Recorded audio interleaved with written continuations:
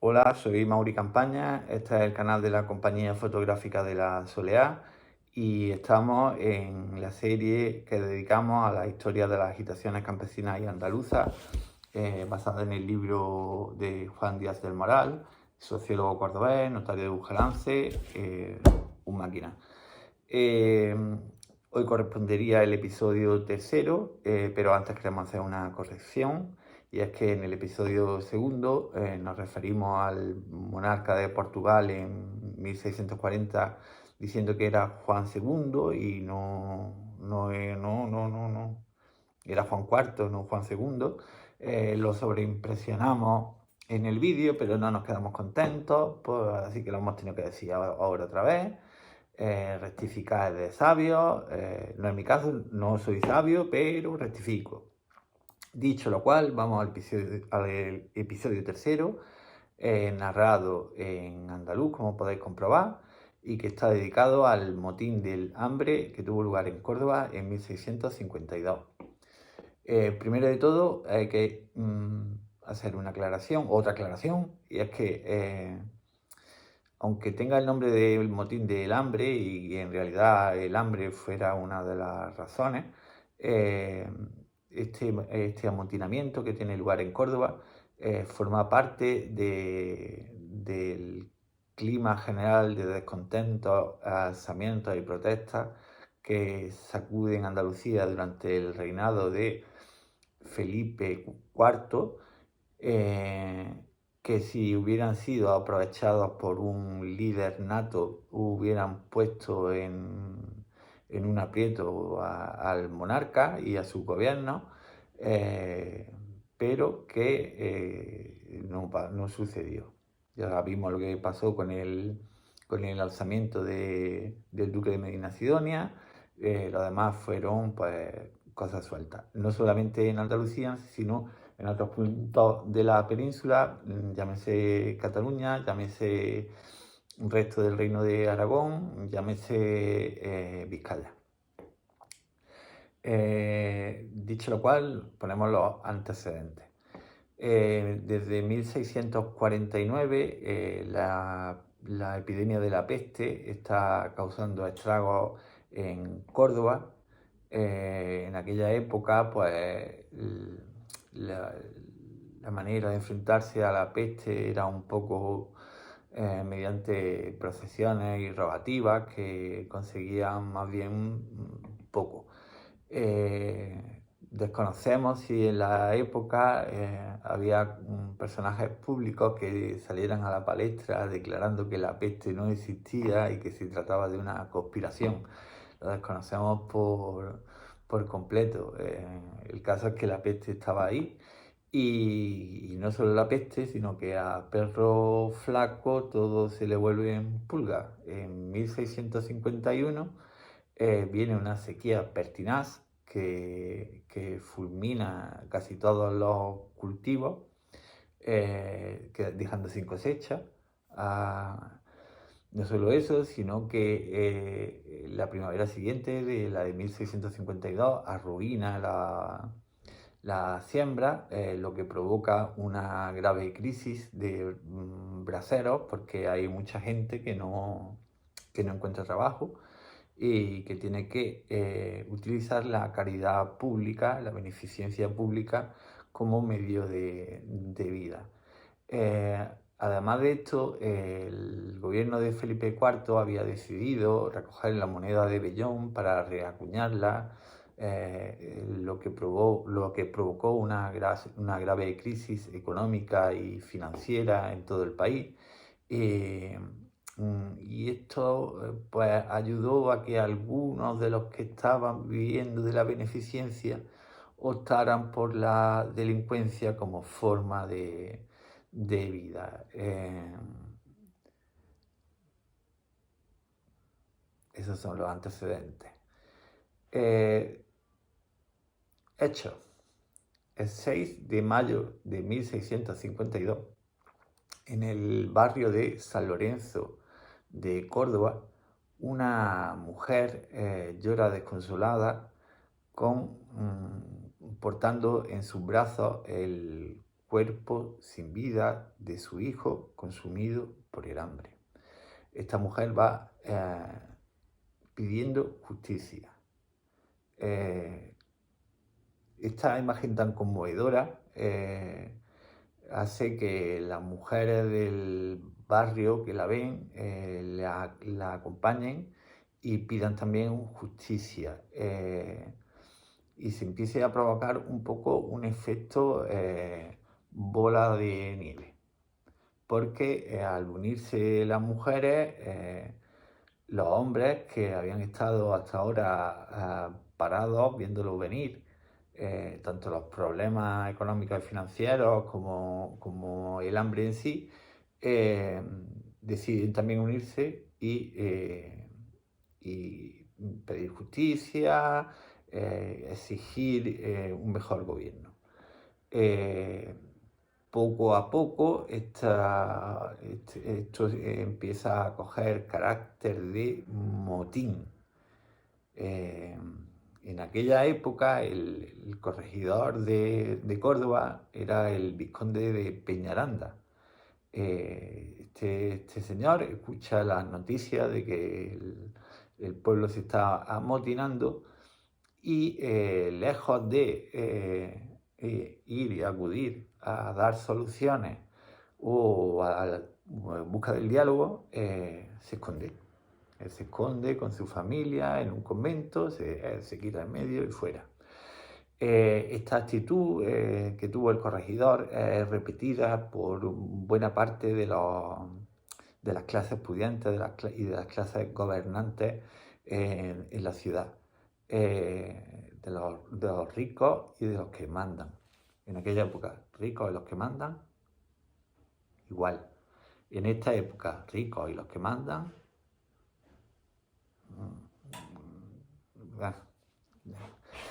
en fin. El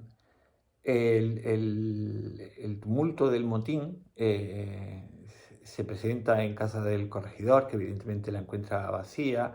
Se hacen con las riquezas, se hacen con las armas, se hacen con el grano. Esto lo van repitiendo en distintas casas de gente rica y poderosa. El grano que van encontrando lo van llevando al pósito y lo van llevando a la iglesia de San Lorenzo, que actúa como almacén en este caso. Las armas evidentemente sirven para el motín y las riquezas pues hubo un poco de todo. Digamos que buena parte fueron al común de la protesta, pero existía gente, una minoría, que pensó que mejor que al común eso estaba a mejor recaudo en su casa. Siempre lo ha habido, siempre lo habrá.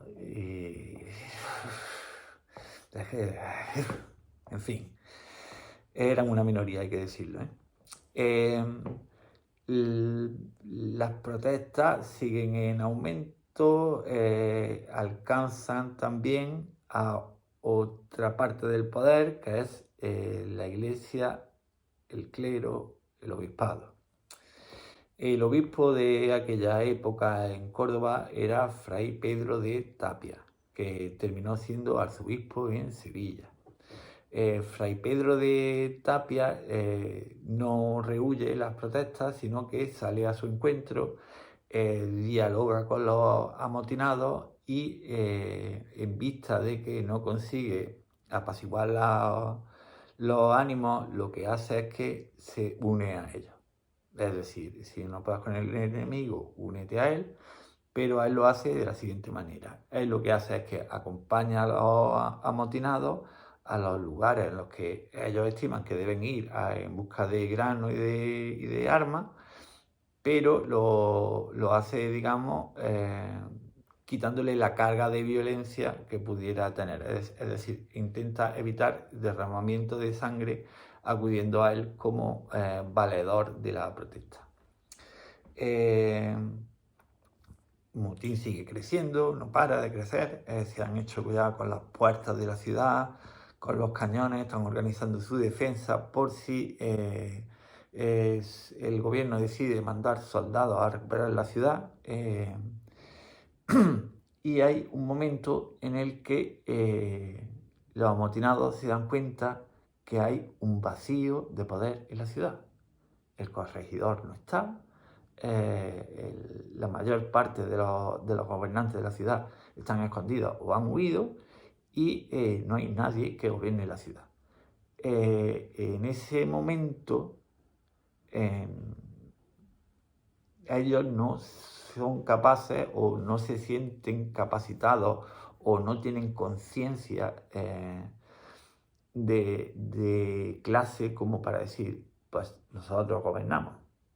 No. Ellos no vislumbran ese horizonte, sino que lo que hacen es que uno de los caballeros, de los pocos caballeros que no había huido y que tenía cierto renombre, cierta reputación, incluso entre las clases populares, como era Gonzalo Fernández de Córdoba, pues lo ven como candidato idóneo para ser corregidor de la ciudad. En vista de esto, se organizan una serie de reuniones entre los pocos caballeros que quedan en la ciudad, entre el obispado y entre representantes de los amotinados, y se decide que sí, que sea Gonzalo Fernández de Córdoba el nuevo corregidor. Gonzalo Fernández de Córdoba dice que no, a mí no me han nombrado el rey, no, yo no soy el corregidor, me tiene que nombrar el rey.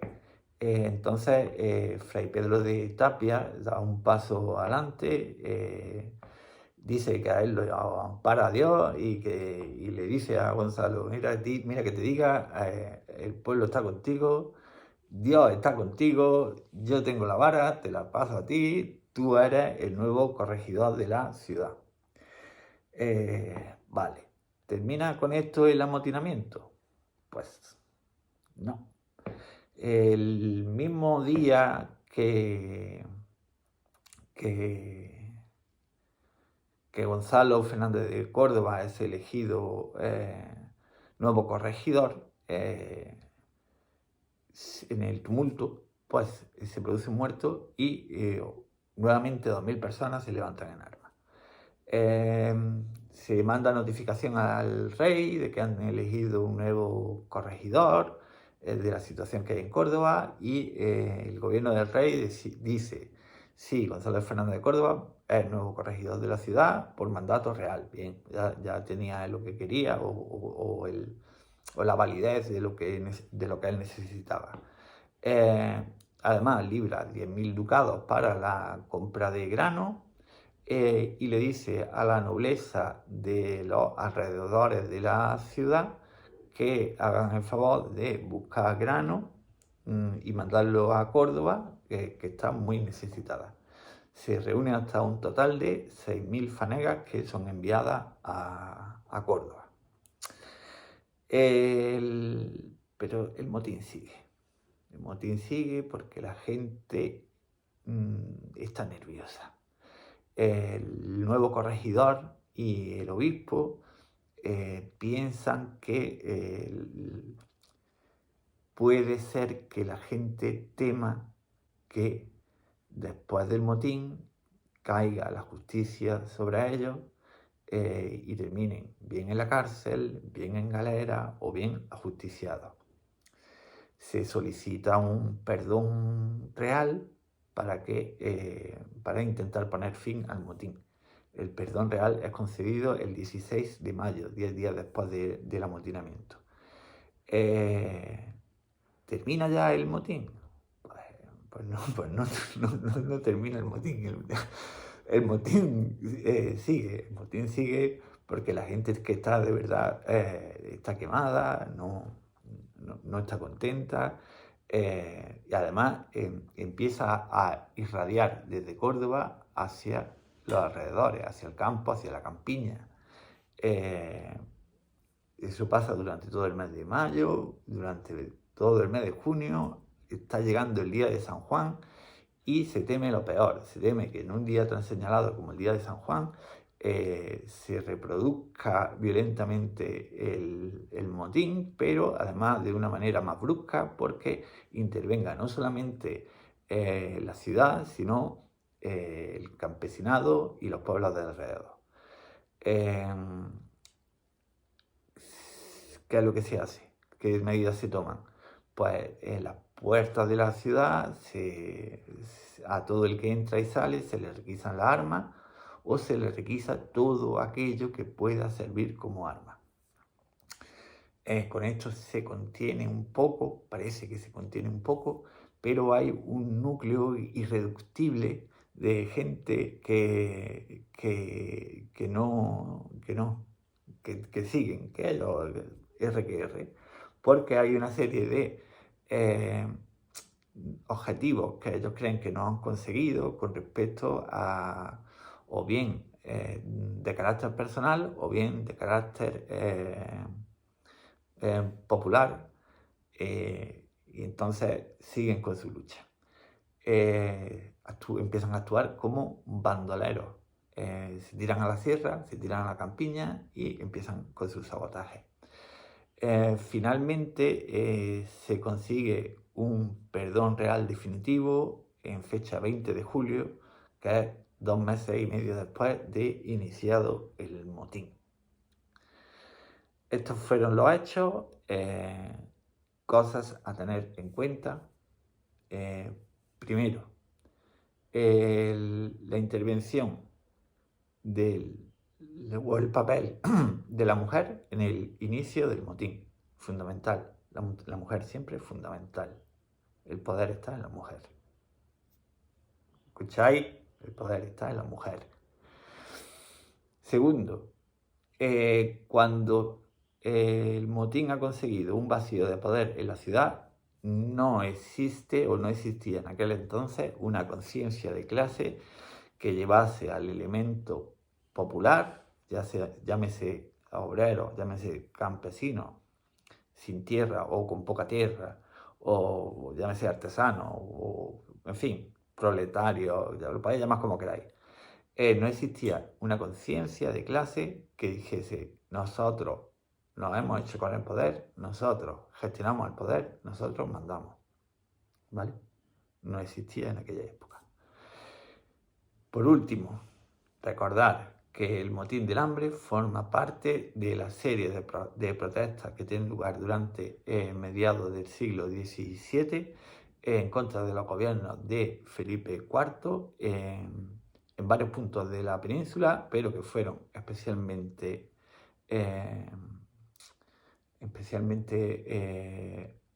ardorosos en Andalucía, ¿vale? Con esto hemos terminado el motín del hambre, con esto hemos terminado el episodio. Esperamos que haya sido de vuestro agrado, de vuestro interés. Recordaros que volveremos con más episodios en próximas entregas. Que no se os olvide que hay un botón que pone suscribir. Y tenéis que darle suscribirse. Es gratis, ¿eh? Y nada, un saludo y nos vemos pronto.